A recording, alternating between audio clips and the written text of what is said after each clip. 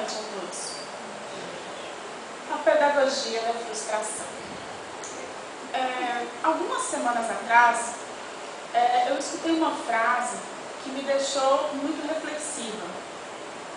Uma determinada pessoa disse: nós não podemos frustrar as crianças. Isso estava num contexto no qual a gente estava conversando sobre a pedagogia atual, as escolas atuais, tanto públicas quanto privadas, e a pessoa, no caso, ela disse: nós não podemos frustrar as crianças. Fui para casa e fiquei muito pensativa, e a frase ficou ressoando na minha cabeça muito tempo. E eu parei e pensei: o que essa frase, por que ela está me perturbando tanto? O que está acontecendo?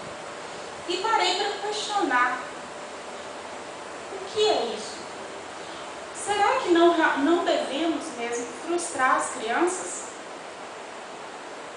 Eu pensei comigo, engraçado, eu acho a vida tão frustrante. Eu acho, pelo menos, falo em relação a mim, me permitam a primeira pessoa, mas eu acho que é comum. A gente normalmente não tem um emprego que a gente sonha, a gente não recebe o salário que a gente acha meritório e justo e que a gente gostaria de receber.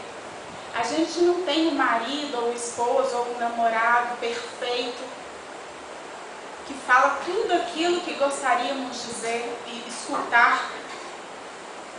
Não temos o filho perfeito. Nós não escutamos das pessoas as palavras que gostaríamos de escutar sempre. A nossa vida era repleta de contrariedades. E eu voltei essa pergunta da minha intimidade e voltei para pensando. Em relação à parte pedagógica, se não devemos e não podemos frustrar as crianças, não podemos dizer não a elas. Temos que concordar sempre com elas. Mas o não, ele não é frustrante? Ou alguém recebe o não de forma satisfeita, alegre? Essas reflexões não têm o intuito de forma alguma de fechar nenhuma questão e nem sair daqui com conceitos formados. Mas o intuito, pelo menos para mim, foi abrir reflexões sobre o que seja o não, o que seja a frustração. Se ela tem que ser sempre tão negativa, ou se a frustração e o não que a gente recebe, ele pode ser positivo, educativo e até construtivo. Frustração advém do termo latim frustratio, que quer dizer em vão, debalde. A frustração é quando a gente é impedido de alcançar um objetivo, seja ele material, emocional, qualquer que seja. Em psicanálise, frustração é tida como uma privação sentida como injusta, seja de alcançar algo material ou algo emocional. Como eu disse, a vida é repleta de contrariedades, de frustrações, ela nos frustra continuadamente. Não tem um dia sequer que a gente não se incomode com alguma colocação, com alguma situação, que a gente não fique assim: poxa, será? Por que foi assim? Podia ter sido assado.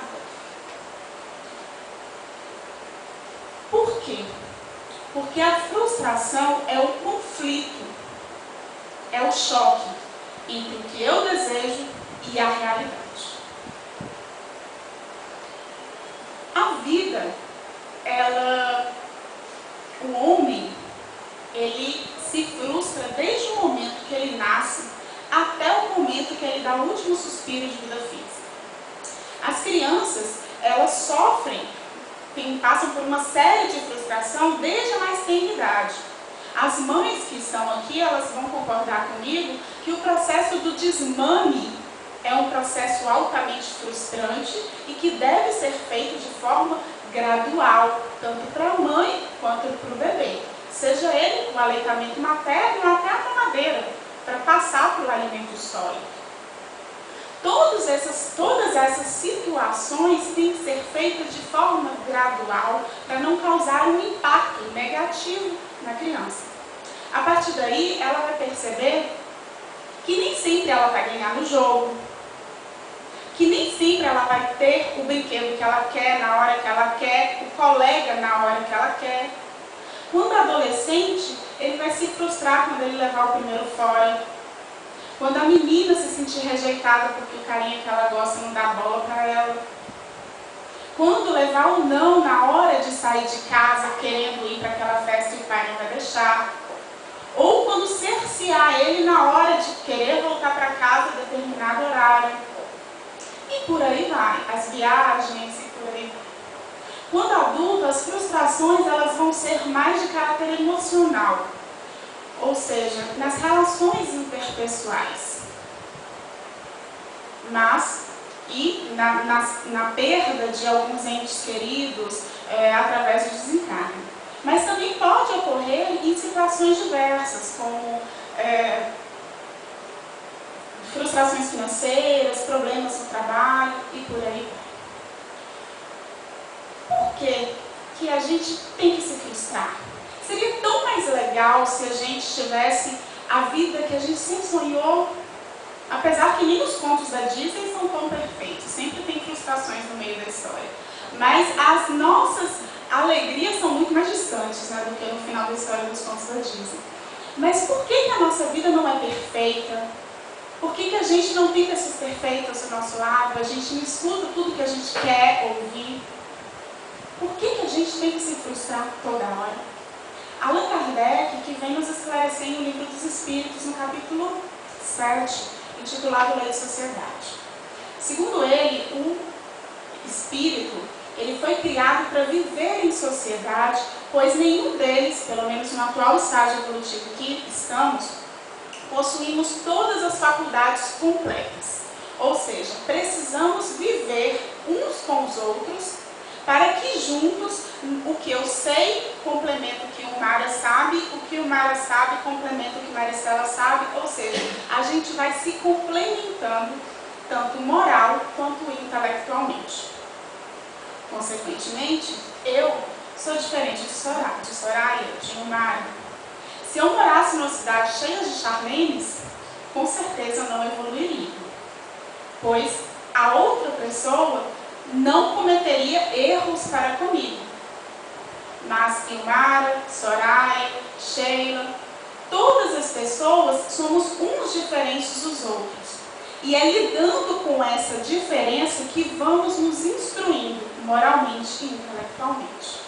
Se pararmos para pensar sobre dessa forma, vamos perceber que as frustrações são altamente educativas.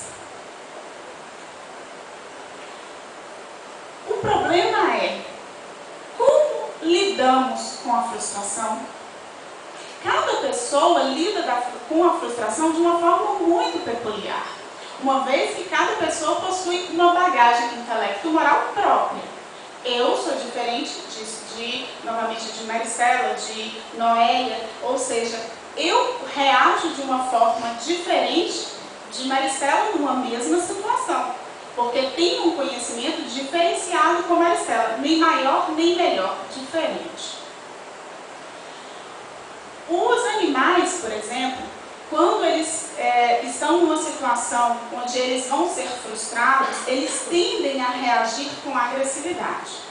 Lembrando que os animais eles não têm a inteligência totalmente formada, eles são impelidos pelos instintos, que são baseados nas leis de conservação. Nós, humanos, temos a inteligência plena, porém não totalmente desenvolvida.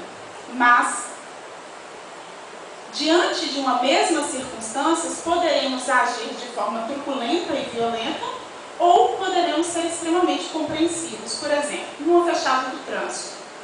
Algumas pessoas vão reagir muito calmamente, vão entender, nossa, aquela pessoa realmente deve estar passando por um momento difícil, para para fechar dessa forma. Ele deve estar com muita pressa, deve estar passando por algum embaraço. Porém, outras pessoas vão reagir de forma inadmissível, gerando inclusive brigas no trânsito, inclusive mortes.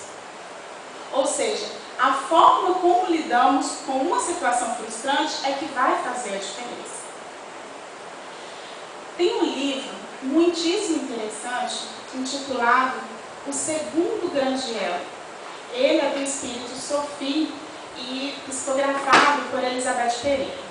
Esse livro, ele narra a história da Segunda Grande Guerra Mundial e traça um paralelo de o que estava acontecendo no mundo espiritual e como as equipes protetoras estavam se movimentando para auxiliar os encarnados nesse momento que a Terra estava passando por muitas dificuldades, tentando otimizar ao máximo o aproveitamento naquele momento de conflito, tanto para aqueles que conseguiriam se manter encarnados, quanto aqueles que sucumbiriam diante da morte física.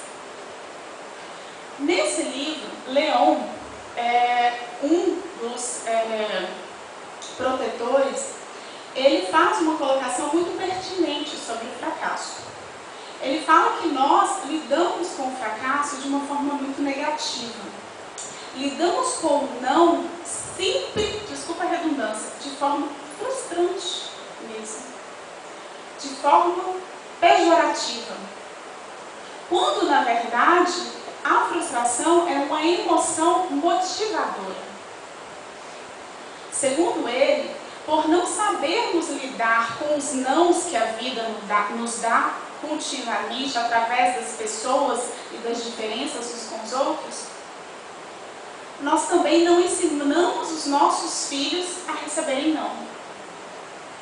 Resultado: somos uma geração de pais permissivos. Não ensinamos os nossos filhos que o não quer dizer sim em outra situação. Não ensinamos que o não é cuidado, é zelo, é limite. Com isso, nossos filhos também não saberão e não sabem lidar com as frustrações que a vida vai impedir. Por vezes encontramos alguma criança aos berros no supermercado e todo mundo olha, né? Não. E Leon, ele diz, a criança que chora aos berros, ela é um espírito que está berrando por limites. E cabe ao pai ser firme e impor o limite, o não, porque esse não e esse limite quer dizer proteção, segurança para a criança. Infelizmente, muitos pais têm dificuldade com esse conceito. Acham que amar é só amar, que o não é falta de amor, quando na verdade é a maior demonstração de cuidado, de zelo que se pode dar. Hermance Foucault, em um livro, eu devia ter trazido a cola, Jesus, depois eu colo o restante do título, não é que eu sabia que eu esqueci. O título é Jesus e tem um subtítulo em seguida. Ele é do espírito Hermance Foucault, óbvio, e da psicografia de Vanderlei Oliveira.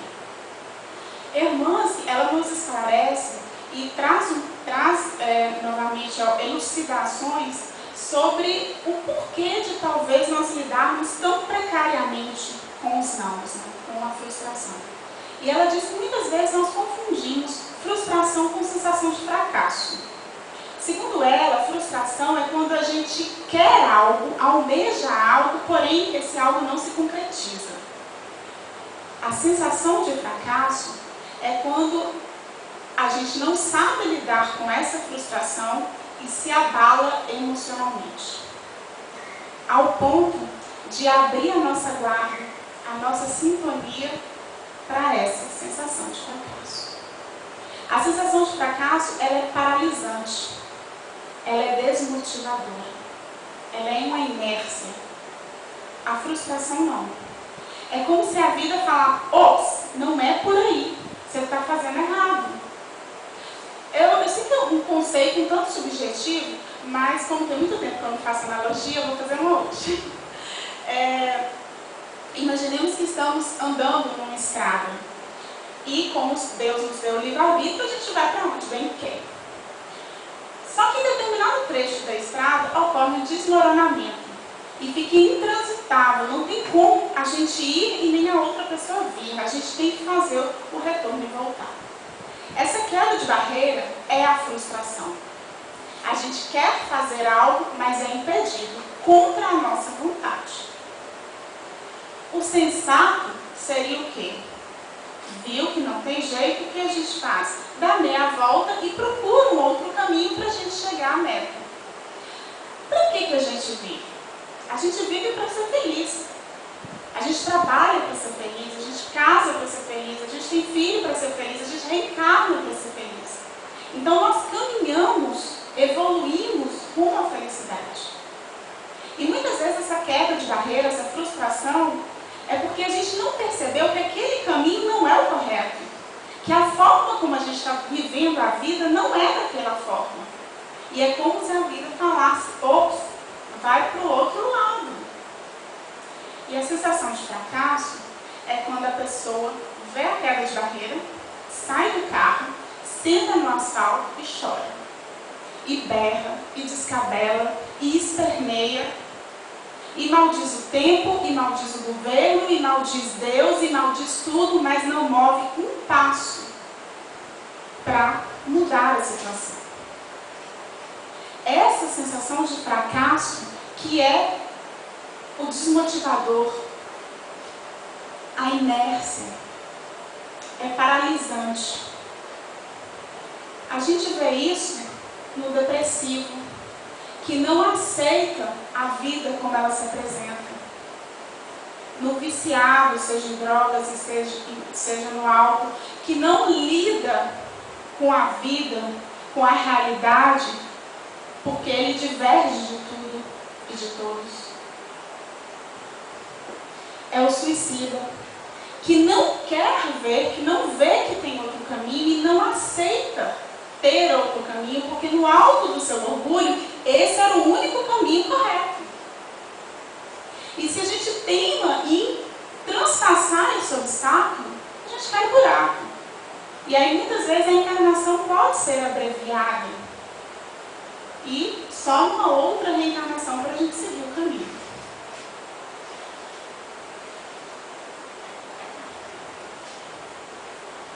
Nós lidamos com essa sensação de fracasso que é extremamente perigosa. Emmanuel nos esclarece e nos relembra que no Evangelho de Mateus, Judas, logo depois da traição, ele retornou, depois que Jesus foi crucificado, ele retornou ao templo e atirou as moedas de prata contra os sacerdotes.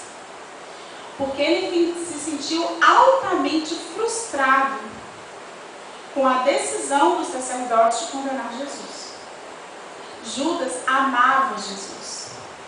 Ele nunca imaginou, não fazia parte das suas expectativas que Jesus seria condenado e morto. Mas, quando ele se viu diante daquela situação, a dor de consciência dele foi tamanha que ele se deixou levar pelas garras do fracasso e se matou. Quando tivermos qualquer dificuldade na vida, eu não passo no vestibular de jeito nenhum, tem 3 anos que eu estou tentando e eu não passo. Calma, tem alguma coisa errada. Qualquer circunstância, um desemprego, qualquer coisa que a vida não está fluindo da forma como a gente gostaria, é porque a vida está nos mostrando que a forma como estamos vivendo está equivocada. E se formos inteligentes, a gente vai tentar fazer a leitura da circunstância. E não simplesmente acusar ciclano ou beltrano daquele problema. É como se a vida estivesse ensinando a gente. Com isso, a gente vai aprender a ser mais compreensivo, diante de um problema que eu tive no carro, por exemplo, ao invés de eu ficar maldizendo a gasolina adulterada que eu coloquei no carro, ou o governo, sei lá o quê, talvez esse atraso meu foi providencial, porque poderia ter um acidente ali na frente.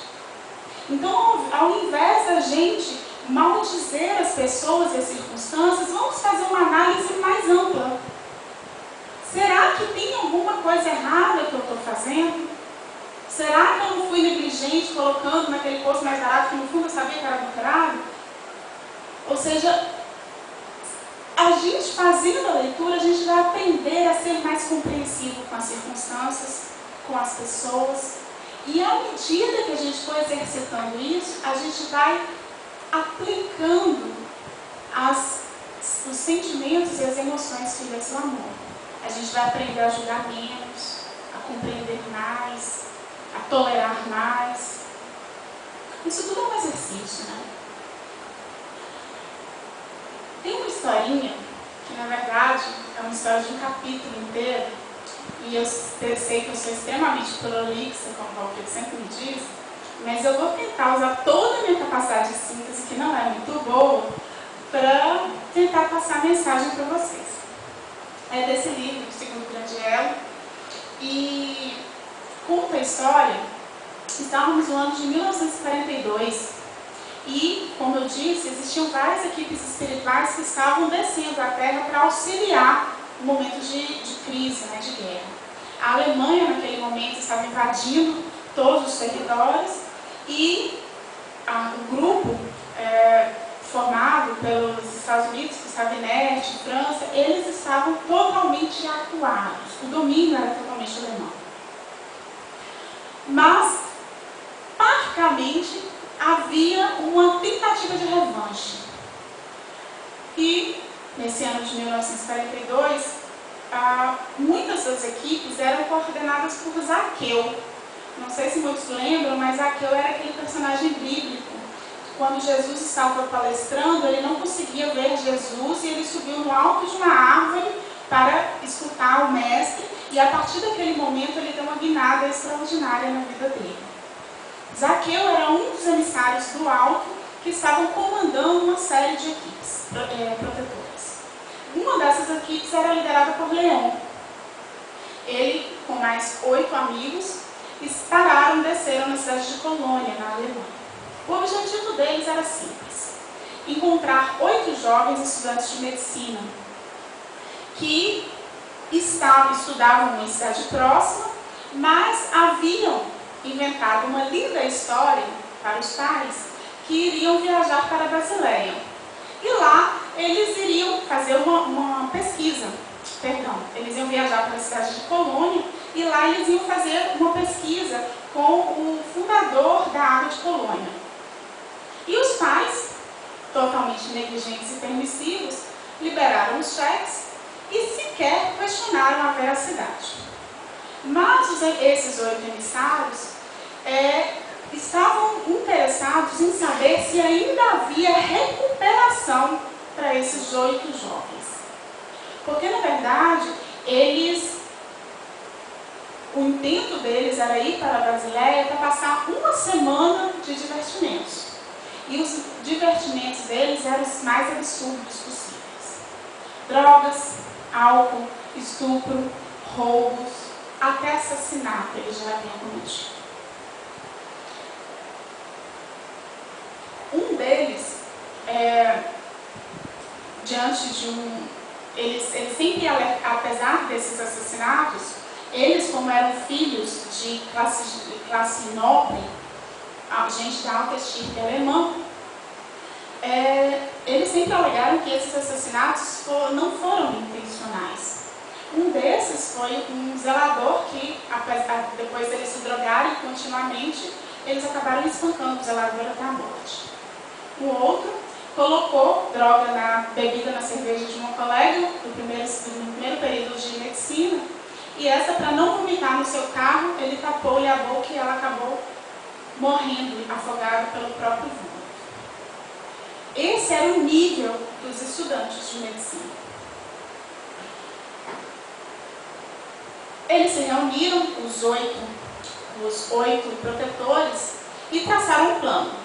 Eles queriam avaliar de perto a situação desses jovens e iriam em busca dos pais, porque eles queriam que pelo menos um dos pais fosse à colônia acompanhando os filhos, para que eles não pudessem ir a Basileia. Eles queriam que fosse à colônia, porque teriam outros acontecimentos que mais tarde eu falo. E eles foram a cada um dos pais. Leão procurou o primeiro pai. O primeiro pai era um alto executivo, trabalhava com importação de aço e estava ganhando horrores de dinheiro. Ele se apresentou durante o sono e pedindo que o pai, contando toda a realidade dos jovens e pedindo que o pai o acompanhasse na viagem. Ele falou, não, eu já paguei. Não, mas tem que acompanhar o seu filho. E por mais que Leão tentasse, o pai simplesmente falou, não, tudo isso é coisa da idade. Esses absurdos, isso é idade, isso passa. E eu já paguei. Leão foi em busca do segundo pai. O segundo pai era um banqueiro suíço. Tentou arguir com o pai durante o sono e o pai se mostrou irredutível. Para ele, o fato de já estar bancando o filho já tinha feito a sua parte. Não lhe cabia nada além disso. Foi em busca do terceiro pai. O terceiro pai estava totalmente alcoolizado, sendo impossível o contato com o Leão. Foi atrás do quarto pai. O quarto pai, ele estava tentando dormir quando o Leão adentrou o quarto e se surpreendeu com duas entidades sexólatras tentando aumentar a libido do pai para que ele, em sono, fosse para um prostíbulo. O pai, ele era sexólatra assumido, era casado com uma médica muito nobre que dava plantões noturnos no hospital. Mas ele resolveu tentar arguir ainda com o pai, e o pai falava que não, que ele já ensinava o certo para o seu filho, que era aproveitar as mulheres, que não existe nada melhor do que as mulheres. E Leão entendeu que aquele pai mais atrapalharia do que ajudaria. Foi em busca do quinto pai, se minha conta estiver certa, mas eu acho que eu estou no quinto. Era um pastor protestante, luterano. E ele tentou arguir com o pastor, mas o pastor não acreditou em uma vírgula que Leão disse. Para ele, o seu filho era um santo imaculado. Jamais o filho dele mentiria, roubaria, se meteria com drogas, nunca. Por mais que Leão tentasse, era mentira. Foi para o sexto pai. O sexto pai era um operário. Trabalhava 18 horas por dia para conseguir sustentar o filho na faculdade, que ganhava meia bolsa. Tentou, mas infelizmente ele realmente não poderia se ausentar por tanto tempo do trabalho sem que tivesse prejuízo para a própria família. Foi o sétimo pai. Era um militar que participava da segurança direta de Hitler. O nome dele era Theodor. Ele participava como se fosse uma comissão que chamava Gestapo. E todas as maiores atrocidades eram delegadas pela Gestapo. Por incrível que pareça, foi o único que deu ouvidos a Leão. Quando ele começou a falar, ele não acreditava. O filho dele chamava Bernard, e ele era viúvo, e sozinho cuidava de Bernard. E apesar de ser da alta hierarquia de Hitler, ele sabia que ele não queria aquela vida para o filho. Então o sonho dele era o filho dele ganhar o Nobel em Medicina. Ele não queria a sensibilidade do filho cerceada pela violência da carreira militar. Além disso, ele tinha outro calcanhar de Aquiles, que era uma operação que ele tinha feito no gueto da Polônia, na qual ele dizimou centenas de judeus, entre eles idosos, mulheres e crianças. Sempre, à noite, ele tinha pesadelos absurdos com uma bola de cadáveres de judeus atropelando. O Leão aproveitou dessa circunstância para sensibilizá-lo. E ele, apesar de indignado com a situação, ainda falou, não, vou estar com o Bernard, ele vai se ver comigo. E ele foi em busca do último pai, que era Dr. Angel. chamado como Dr. Angel, né, Dr. Anjo, por ser um médico que foi convocado pela elite hitlerista, mas ele era um homem extremamente bondoso. E mesmo estando trabalhando no fronte de batalha, ele ajudava a todos indistintamente, independente do uniforme. Porém, ele era ateu. Tinha problemas sérios com a crença religiosa. Leon, depois de todos os colóquios, retorna à equipe e mostra a sua dificuldade e pede Zaqueu que viesse interceder por eles, uma vez que viu que os pais eram pais extremamente ausentes. E Zaqueu traçou um plano que convocariam o da Gestapo, o Teodoro militar, já que ele estava mais predisposto, e através do poder dele, que ele tinha perante toda a Alemanha, ele iria convocar os 2 médicos e o pastor. E, em questão de dias, após alguns telefonemas, os 3 são convocados pelo Führer.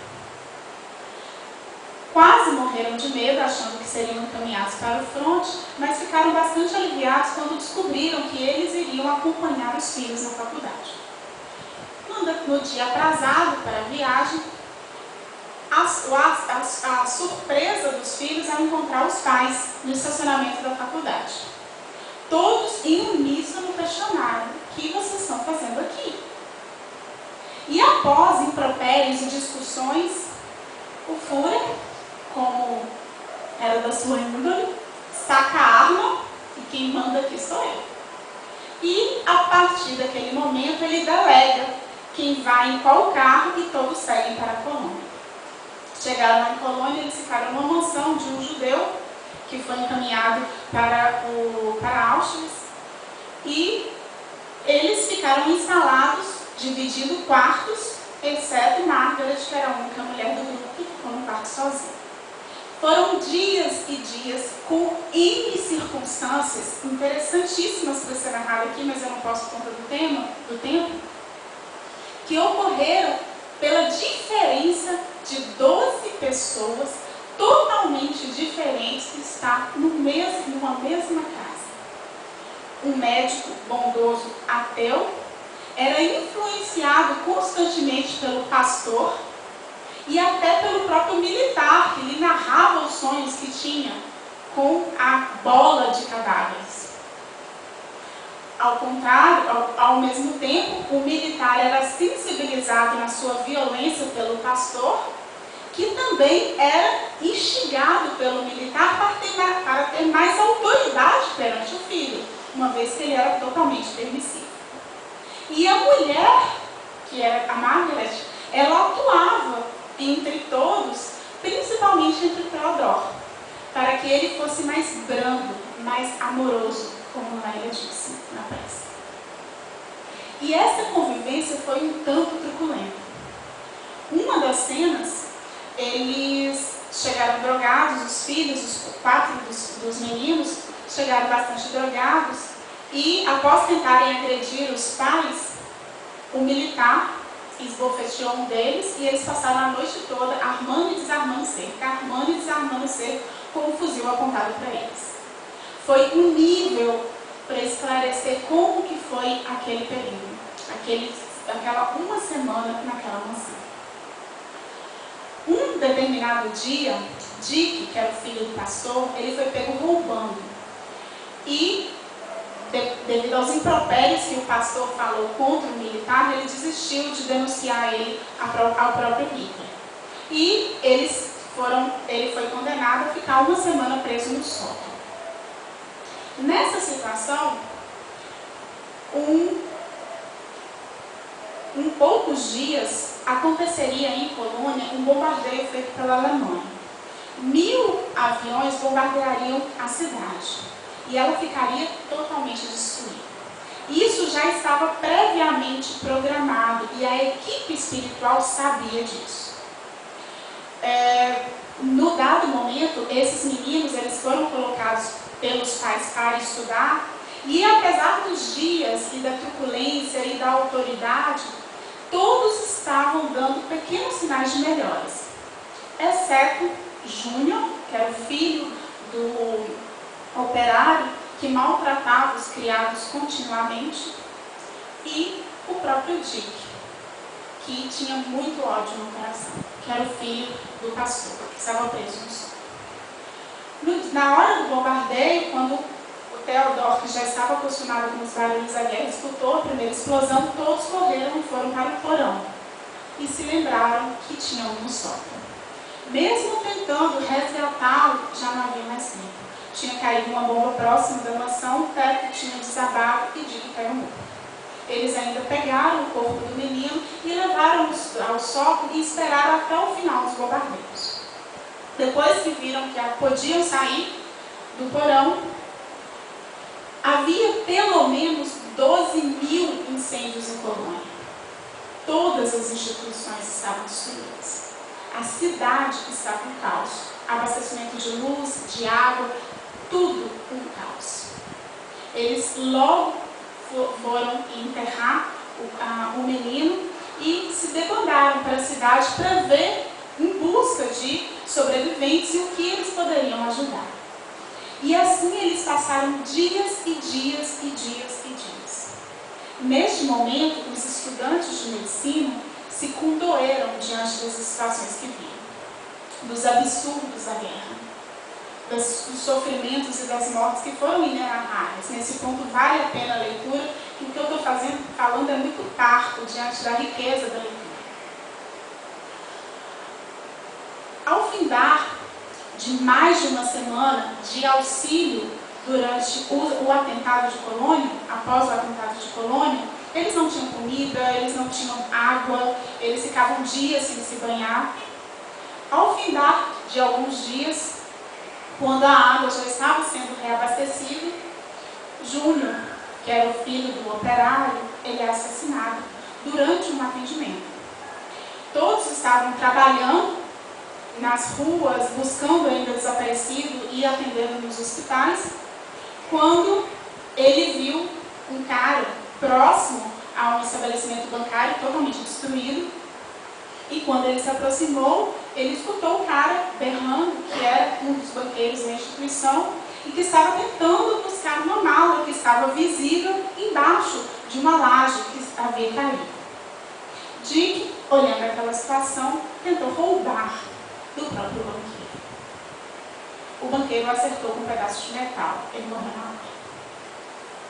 Todos voltaram isolados para casa. E o pastor, mesmo percebendo aquilo, e mesmo todo mundo já condoído com toda a situação, no fundo o pastor não perdoava Theodore, o militar, por ter prendido o filho dele no alto. Aceitava o fato da morte do filho, mas não perdoava Theodore. E no momento de descuido, enquanto todos se reuniam no porão novamente para fazer o lanche, a pouca refeição que eles conseguiam, o pastor tira a arma do militar e atira contra o filho do militar, Bernard. Porque a intenção dele era matar o filho do outro, para ele sentir a dor que ele sentiu. Só que Bernard foi ágil, se desvencilhou rapidamente do projétil. Só que quem estava atrás era Ralph, filho do médico. Por mais que eles tentassem, a arma tinha pego a jugular e decepado totalmente a jugular. Então, por mais que eles tentassem, todos segurarem a jugular do jovem, ele estava, era questão de minutos até ele morrer. A hemorragia não estancava. Nesse momento, Dr. Anjo, totalmente ateu e incrédulo, pede a Deus, se é que ele existia, que auxiliasse seu filho. E ora de forma tão fervorosa que Leon e Zaqueu se fazem visíveis. E, irradiados com uma emanação azul, eles grampeiam o perispírito da jugular do Ralph. E, todos estáticos, vendo aquela cena, o menino, aos poucos, vai reagindo e a hemorragia estancada. Ele ficou ainda alguns dias até se restabelecer totalmente. Neste momento, o médico ateu ficou cético. Desculpa, o médico que era ateu passou a ser crente. E foi passado a todos os presentes o que acontecera em Colônia. O porquê tudo aquilo teve que ser feito daquela forma. Os 8 estudantes de medicina, a última encarnação deles foi na Idade Média. Eles eram 8 alquimistas, amigos, que fizeram todo tipo de atrocidade através de experiências em cobaias humanas para conseguir achar a pedra filosofal, que é a solução da vida eterna, da juventude. Nisso foram mais de 800 mil assassinatos. E depois de muitos séculos sem terem condições de reencarnar, a misericórdia divina foi concedida a eles a oportunidade de voltarem como médicos para darem a vida às 800 mil vidas das quais eles haviam tirado do passado. Porém, as tendências inatas ainda estavam neles. O sexo desregrado, as drogas, a violência, a crueldade. E a permissividade dos pais favoreceu a eclosão desses comportamentos que eles já tinham. Foi necessário aquela vivência em Colônia com a austeridade de Theodor para que eles pudessem aprender a se frustrar, aprender os limites e endireitar o caráter deles. O sofrimento que eles passaram, que eles viram a população passando, foi imperiosa para extrair deles a sensibilidade. Infelizmente, a equipe espiritual informou que apenas Dick e Júnior não se mostravam nem um pouco propensos ao melhor. Ao contrário, eles já tinham combinado que após a colação de grau, eles ingressariam em Auschwitz como médicos da elite de Hitler. Ou seja, eles voltariam às mesmas experiências científicas do passado. Então a espiritualidade achou por bem retirá-los do corpo físico para que eles não se comprometessem ainda mais. A partir daquele momento, todos os dias, toda a equipe, inclusive Theodor, o militar, orientado por Margaret, que sendo muito amiga, passou a não matar mais. Ele utilizava do seu poder de influência com Hitler e toda a equipe para auxiliar e favorecer os atendimentos de forma mais ágil. E a bola de cadáveres que ele vinha sonhando foi reduzindo gradativamente e se transformando em bola de luzes e de amigos. A partir daquele momento, a Alemanha foi totalmente bombardeada. Depois de Colônia, Munique, várias outras cidades foram bombardeadas e toda a equipe desses médicos e Theodor e o pastor, eles acompanhavam o fronte para o atendimento naquelas regiões onde mais era necessário. Eles conseguiram retomar a encarnação. Eu sei que é uma história um tanto densa, mas eu acho ela bem atual. Nós não estamos vivendo uma colônia com bombardeios aéreos, mas temos bombardeios individuais. Pela droga, pelo suicídio, pelo assassinato. E por aí vai. Até que ponto estamos lidando nós mesmos com as nossas contrariedades de forma educativa?